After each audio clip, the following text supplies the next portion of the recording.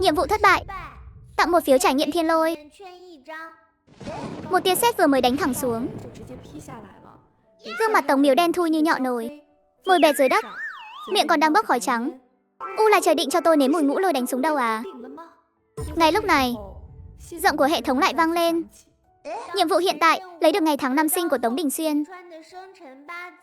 Hoàn thành sẽ nhận được 20 điểm tích lũy. Lần này Tống Miếu chẳng dám coi thường nhiệm vụ của hệ thống nữa rồi. Dù sao thì cảm giác bị sét đánh chẳng dễ chịu chút nào. Cô ấy lấy đủ loại trái cây tươi ngon từ trong không gian ra, sau đó đeo gùi lên vai chạy thẳng về phía khu tập thể. Chị dâu, đây là dâu rừng với nho em hái được trên núi. Mấy loại quả này vừa giàu dinh dưỡng lại vừa tốt. Chị nếm thử xem có thích không? Vạn Đoá Đoá nhìn thấy giỏ trái cây nhỏ đó, cảm động không để đâu cho hết. Thứ này khó tìm như vậy. Em cứ giữ lại mà ăn. Sao lại mang hết đến cho chị thế này? Chị dâu đừng khách sáo với em. Ở nhà em vẫn còn mà. Chị đang mang thai, nên ăn nhiều một chút. Đợi đến lúc tuyết rơi, ngoài đồng không còn việc nữa, em sẽ xin nghỉ thêm mấy ngày. Lúc đó chị cũng sắp sinh rồi. Em sang đây có thể giúp chị một tay. Miếu Miếu, anh trai em cũng nghĩ vậy đấy. Anh không biết khi nào phải đi làm nhiệm vụ, không có thời gian chăm sóc chị dâu em. Anh định đón người nhà mẹ đẻ của chị ấy qua đây chăm nom với anh trai à? Nhà hiện tại của anh có đủ chỗ cho bằng đấy người ở không? Ôi, dạo này anh cũng đang tìm căn nhà nào rộng hơn chút, mà mãi vẫn chưa thấy chỗ nào ưng ý. Anh trai, sao anh không hỏi em chứ? Chẳng phải là thuê nhà thôi sao?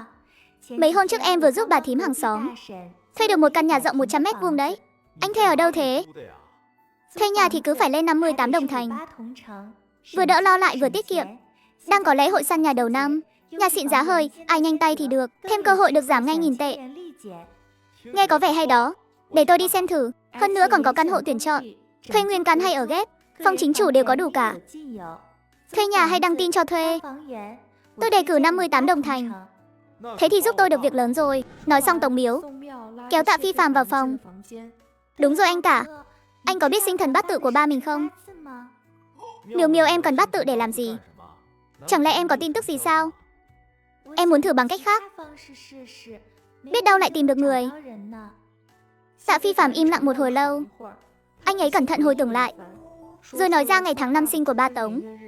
Lúc bà nội còn sống có nhắc qua, nói lúc sinh bà bị mất nhiều xì dâu, phải tìm thầy đông y trong làng dùng châm cứu mới cầm được. Anh chỉ biết lúc đó là mờ sáng trời còn tối. Đợi đến khi cầm được chất lỏng đỏ thì trời đã sáng rõ rồi. Tống Miếu ra chiều suy nghĩ. Vậy thì hoặc là 3 giờ đến 5 giờ, hoặc là từ 5 giờ đến 7 giờ. Mình cứ bảo mấy khung giờ này cho hệ thống luôn. Nghĩ xong đợi sau khi về nhà, Tống Miếu cầm tờ giấy viết bát tự, bỏ vào không gian để giao nhiệm vụ. Nhiệm vụ hoàn thành nhận 20 tích điểm, có thể đổi lấy tập 1 dẫn khí nhập thể. Xem ra bát tự này đúng rồi. Đúng lúc này, vợ chồng đại đội trưởng cùng nhau đi tới. Dương Thải Hà còn xách theo một cái giỏ. Đợt trước cháu có lòng nhắc nhở chú, kết quả chú lại bận quá nên quên mất. Đợi đến khi Lương Đông gặp chuyện mới nhớ ra. May mà giữ được cái mạng không bị đăng xuất. Đây là chút lòng thành của chú. Tống Miếu cháu nhất định phải nhận lấy. Tống Miếu nhận lấy số trứng gà được tặng, rồi tiễn người ra ngoài sân, nhìn bóng lưng họ rời đi mà trầm tư không nói. Cô còn biết xem tướng nữa cơ à? Giọng của Nhiếp Văn Đình bất ngờ vang lên bên cạnh. Sao cô lại ở đây? Cô nghe lén chúng tôi nói chuyện à? Tôi đâu có cố ý nghe lén. Nãy tôi đang ở đây phơi tóc mà. Tại các người nói to quá thôi. Tống Miếu không thèm để ý cô ta. Sao cô lại biết mấy cái này? Cô học từ ai thế? Chẳng lẽ đã bái sư phụ rồi? Vậy cô còn biết gì nữa? Có biết bói toán không? Nhiếp Văn Đình đi theo Tống Miếu vào nhà. Tống Miếu, cô xem tướng thật sự thần xấu thế sao? Vậy xem cho tôi một quẻ đi. Cô nhìn mặt tôi thấy được gì nào? Xem đi mà, sao lại không xem cơ chứ? Chưa có ai xem cho tôi bao giờ đâu. Cô cứ xem thử một lần đi. Thấy Tống Miếu thật sự không chút lay chuyển, Nhiếp Văn Đình cắn răng một cái. Thế này đi, nếu cô xem cho tôi sẽ mua cho cô nửa cân thịt. Tống Miếu lập tức nghiêng đầu nhìn cô ta. Nói là giữ lời chứ? Đương nhiên rồi. Tống Miếu chăm chú quan sát gương mặt Nhiếp Văn Đình. Đỉnh mày cao nhưng đuôi mày rủ xuống. Hơn nữa gốc chân mày rất rõ ràng. Đồng tử đen sáng nhưng lại hay hơi hết cằm. Nhìn bên ngoài thì tính cách cô kiêu ngạo, tính tình mạnh mẽ, nói năng trực diện và sắc sảo. Nhưng thực chất bên trong lại bao dung, tâm tính thuần khiết, làm việc quang minh. Ngoài ra nhà cô có 3 anh em. Cô còn có 2 người anh trai. Người nhà cực kỳ yêu thương cô. Đôi mắt Nhiếp Văn Đình sáng rực lên. Nghe đến đây thì gật đầu lìa lịa. Trời đất ơi, thần kỳ đến vậy sao? Đến chuyện nhà tôi mà cô cũng nhìn ra được. Nhưng Tống Miếu lại chẳng có vẻ gì là vui. Cô ấy khẽ nhíu mày, đôi mắt không ngừng quan sát mặt Nhiếp Văn Đình. Sao? Sao thế? Cô lại nhìn ra cái gì nữa? Tôi thấy cô sắp gặp họa xì dâu rồi. Nhưng tai họa này cụ thể ứng vào đâu thì chưa rõ. Họa xì dâu sao? Nghiêm trọng như con trai đại đội trưởng sao? Chắc chắn không đến mức đó đâu. Nhưng chắc cũng sẽ mất kha khá xì dâu đấy. Nhiếp Văn Đình vẫn còn thấp thỏm lo âu. Chỉ cần không gãy tay gãy chân là được. 2 ngày tới mình sẽ chú ý một chút. Biết đâu có thể tránh được thì sao? Tống Miếu gật đầu. Cũng chỉ có thể vậy thôi. Sáng hôm sau, lúc Tống Miếu đang làm việc, thấy ai kia đang mang một khuôn mặt oán phụ. Cậu đoán xem cái họa sát thân của mình ứng nghiệm chưa? Nhìn cậu thế này chắc là ứng nghiệm rồi. Nhưng mà ứng vào đâu thế? Diệp Văn Bình nhìn chằm chằm đầy oán niệm. Nửa đêm qua mình tới tháng rồi. Cái gì cơ? Tống Miếu ngượng ngùng hắng giọng một cái. Cậu cứ nói xem mình xem có chuẩn không nào. Nhiếp Văn Bình quay người đi, chẳng thèm nhìn mặt Tống Miếu nữa. Trong lòng cô ấy bắt đầu nể phục Tống Miếu rồi. Trong một khoảng thời gian dài sau đó, Tống Miếu đều nghiên cứu công pháp dẫn khí nhập thể. Không ngờ lại có thể đem những luồng khí trắng đó từ huyệt bách hội trên đỉnh đầu dẫn vào trong cơ thể mình. Đầu tháng 9, Tống Miếu cầm 2 gói đồ, tìm các thím trong thôn nhờ giúp đỡ, làm áo bông cho em bé sắp chào đời nhà Tạ Phi Phàm. Lúc ngồi lên xe bò, bên cạnh chính là mẹ con Quách Thúy Hoa. Thanh niên tri thức Tống, gia đình lại gửi đồ cho đấy à? Nhà cháu biết chị dâu sắp sinh, nên cháu tìm người làm quần áo và tạ lót. Đợi đứa bé chào đời là có cái dùng ngay. Vài vóc tốt thế này mà còn chưa biết đẻ ra là trai hay gái nữa. Vạn nhất là một đứa con gái vịt rời thì bao tâm huyết này đổ sông đổ biển hết. Thím ơi, suy nghĩ này của thím không đúng đâu nhé. Thím bảo thím cũng là phụ nữ. Bên cạnh thím còn có con gái thím ngồi đây. Sao thím lại coi thường con gái thế? Con gái thì sao lại không xứng dùng đồ mới chứ? Người ta, lãnh đạo đã nói rồi, phụ nữ nắm giữ một nửa bầu trời, không có phụ nữ. Thế chỉ dựa vào đàn ông mà đẻ được con chắc. Điều này chứng tỏ không phải sinh con gái là không tốt, là do có một số người số mệnh không tốt. Cả vào nhà chẳng ra gì thôi. Lồng ngực Quách Thúy Hoa phập phồng dữ dội, cảm thấy bản thân bị một con nhóc từ nơi khác đến ăn hiếp. Xem tao có xé cái miệng mày ra không này. Á, này thím kia, nói chuyện thì cứ nói, tốt nhất đừng có động tay chân linh tinh. Em gái tôi đến đây để cắm đội, nếu nó có phạm lỗi gì, đương nhiên có người làm anh như tôi và đại đội trưởng dạy bảo, người khác không có tư cách tùy tiện bắt nạt hay đánh mắng nó đâu. Em gái anh thì ghê gớm lắm chắc. Quân giải phóng là có quyền không nói lý lẽ à? Để mọi người phân xử xem tôi làm thế có đúng không? Chính con danh này chửi tôi không sinh được con trai, số mệnh không tốt. Tại sao tôi không được đánh nó? Tạ Phi Phàm lông mày nhíu chặt. Anh ta nghĩ chuyện này tuyệt đối không thể nào. Đường Miếu không thể nói ra những lời như vậy. Tống Miếu thấy người vây quanh ngày càng đông, bèn đứng ngay sát mép xe.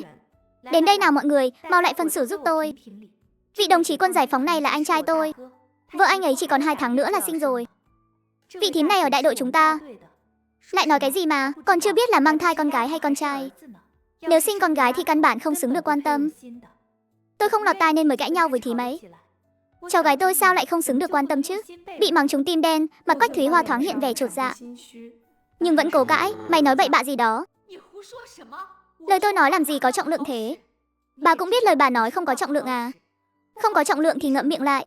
Đừng có chỉ tay 5 ngón vào chuyện nhà người khác. Không ai coi bà là người câm đâu. Chị dâu tôi dù có sinh con gái thì đó cũng là bảo bối của nhà chúng tôi. Tống Miếu chẳng hề sợ người ta, đứng trên xe bò với khí thế đó, như thể có thể đấm văng thím kia xuống xe luôn vậy. Em gái họ Tống khá đấy chứ, đứng đó như một nữ tướng quân vậy. Khi thế như kiểu đứa nào dám lại gần là cho một cước luôn. Chắc là bà thím đó định bắt nạt cô ấy. Kết quả là nhìn nhầm người rồi. Không ngờ em gái Tống của chúng ta mồm mép lại nhanh nhạy thế. Hay lắm, con bé này nói quá đúng. Bà già này cả đời chỉ sinh được 3 mống con gái. Tôi đều coi chúng như báu vật trong lòng. Bà bảo bản thân từ nhỏ đã bị hắt hủi vì không phải con trai, đã phải chịu bao nhiêu khổ cực, mà bây giờ lại bắt con cái phải chịu lại những nỗi khổ mình từng trải qua. Có ai làm mẹ như bà không? Đúng là đạo lý này rồi. Nỗi khổ mình từng chịu lại bắt con trẻ gánh lấy một lần nữa. Con gái bà đang ngồi ngay cạnh đấy thôi.